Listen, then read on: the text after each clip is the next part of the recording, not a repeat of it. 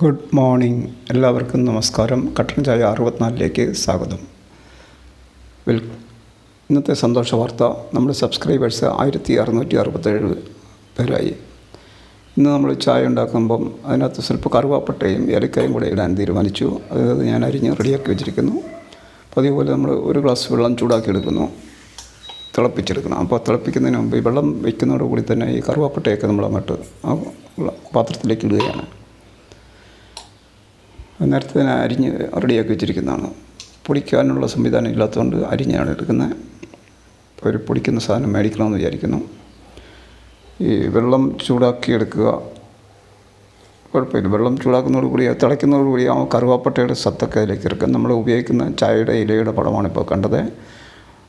Lipton കമ്പനിയുടെ ഡാർജിലിംഗ് എന്ന് പറയുന്ന ചായ ഇലകൾ, തേയില. അപ്പോൾ അത് നല്ലതാണ്. നമ്മൾ വെള്ളം തിളച്ചുകൊണ്ടിരിക്കുകയാണ്.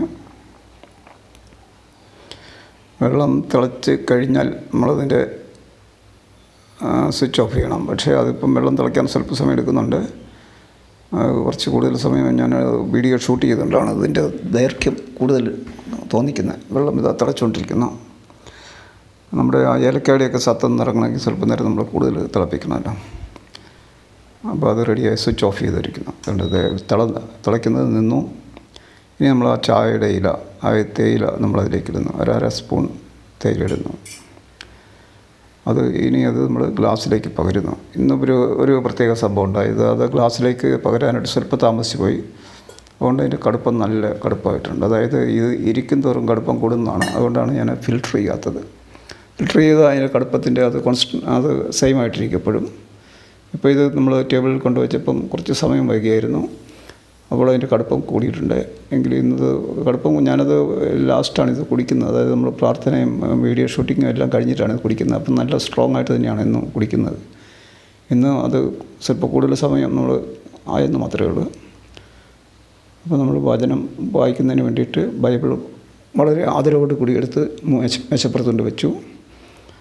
അപ്പം ബൈബിളിൽ നമുക്ക് വചനം തരുന്നത് ഫാദർ മാത്യു വയലാമണ്ണിലച്ഛൻ്റെ ഡെയിലി ബ്ലെസ്സിങ് എന്ന് പറയുന്ന വചന പരമ്പരയിലെ ഇന്നത്തെ അധ്യായത്തിൽ നിന്നാണ്. അതിൻ്റെ വചനം 1 സാമുവേൽ അധ്യായം 16, 8, 9, 10 വചനങ്ങളാണ്. വചനം ഞാൻ വായിക്കാം.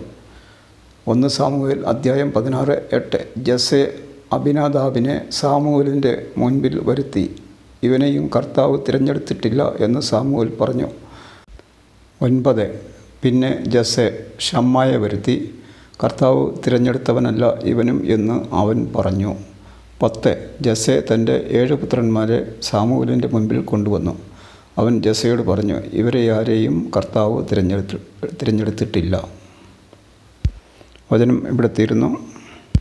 ഈ പരിപാടിയിൽ പങ്കെടുത്ത എല്ലാവർക്കും നന്ദി പറയുന്നു. Thank you very much. നാളെ നമ്മൾ വീണ്ടും ഇതേ സമയം കാണുന്നു. Good bye.